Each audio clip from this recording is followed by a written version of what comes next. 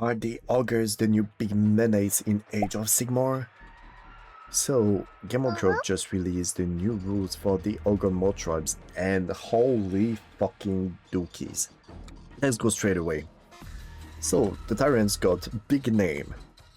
The effect, pretty simple during the deployment phase. Pick one of the following effect and it affects your Tyrant for the rest of the battle. 1. Enemy infantry units that have a health characteristic of 1 or 2 cannot contest objective while they are in combat with the Tyrant. What the fuck? This is OP as hell to contest objective? Like, what? Enemy cavalry units cannot use retreats while they are in combat with these units. So, no retreats, you have to fight or you die.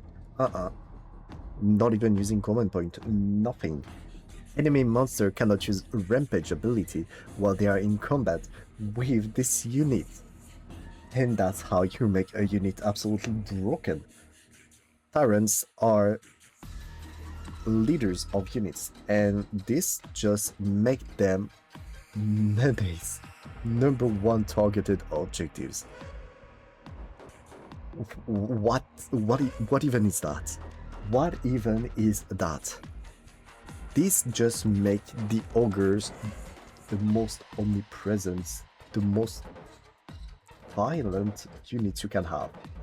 Except with the Scourge and the humans, because you have one guy that could technically one-shot all your units, but whatever. This is really good. Ogres are tanky. They're really tanky. They are really great for contesting now, and they can even force enemies' infantry to basically be kind of useless on said objective. No more control mean no more points, and you win the game with points. Now, for the hunters with saber fangs, they were in, if I remember correctly, Underworld. It's the equivalent of Kill Team for Age of Sigmar. They just released their range weapon, which got anti-monster +1.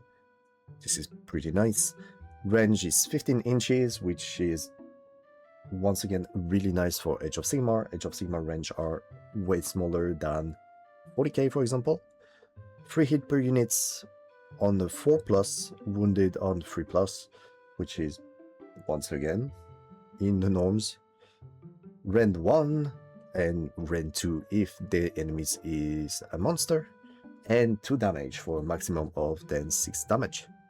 And yeah, a pack of Prehunter can basically decimate any monster army. This is a must-have if you play against monsters.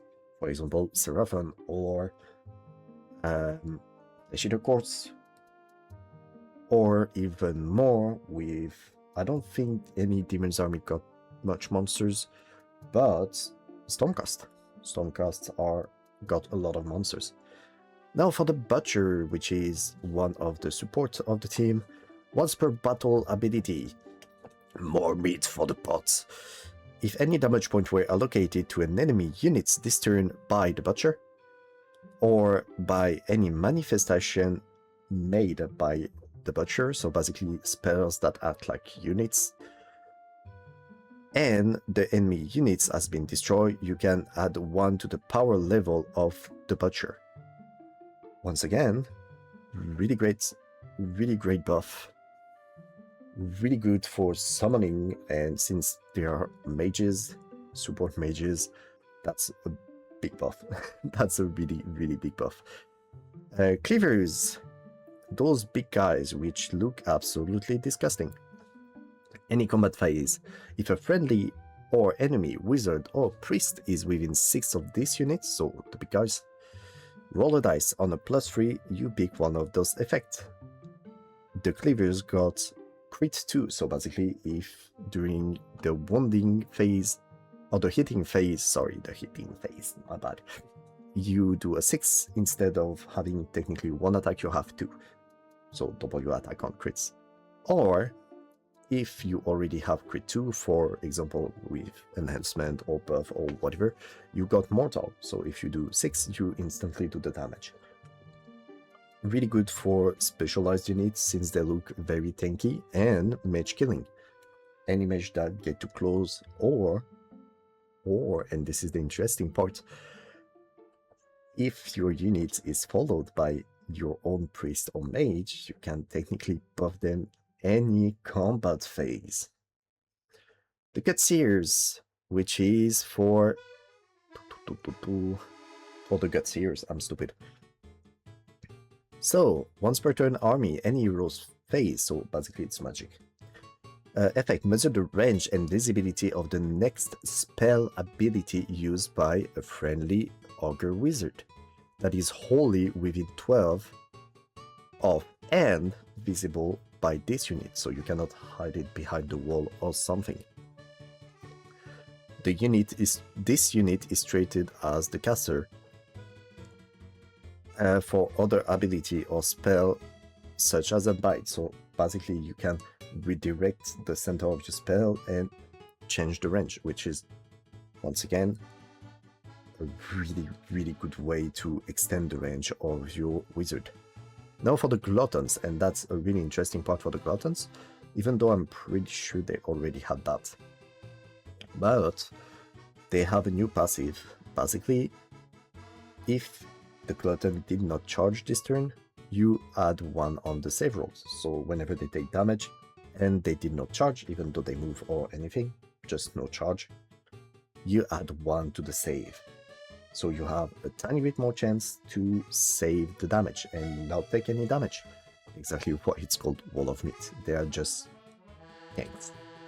Now for the Iron Guts, and that's the most interesting part because they are the big new guys with the cleavers and big sword. Once per turn, display of might, any charge phase. This unit can use Bull Charge, even if another unit already used it. Bull Charge does, once per turn, any charge phase again. Declare, pick a friendly ogre that charged this turn and has not used a rampage ability. The effect, your opponent must move the target up to 3. It can move through the combat range of your unit and can end that move in combat. So usually you cannot move directly in combat, you have to charge. And the combat range is usually 3 inches.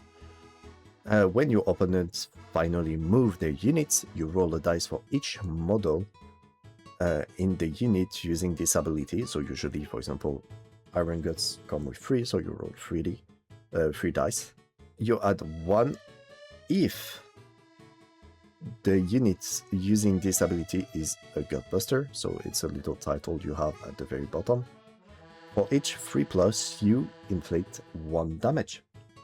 So if it's a Gutbuster, on a 2+, you inflict 1 mortal. And that's basically the equivalent of Tank Shock without the Battle Shock in 40k. You can use Pining after that. That means you can move your unit a lot in the same turn. That's kind of great.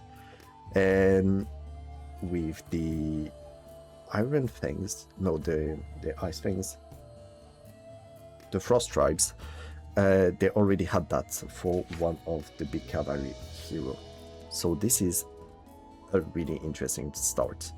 And so how it looks like is the ogres are really melee oriented, a lot of charge, and with the buff of the priests, you can make them super buffy. Especially, for example, the cleaver, which look like they're gonna be the main damage dealer with the Iron Guts. You can use the gluttons as, well, Wall of Meat or Bullet Sponge, and have a bit more speciality and focus with the hunters to get like monsters or specialized units. The other part is the tyrant. The tyrant make it so freaking OP. The literal contest of objective points is big, really big. Infantry with health characteristic under 2 cannot contest objective. This is really big, and especially against horde army like Scavens, this gonna do damage. Anyway, that's all for me. I hope you enjoyed the video, and I'll see you another day. Bye-bye.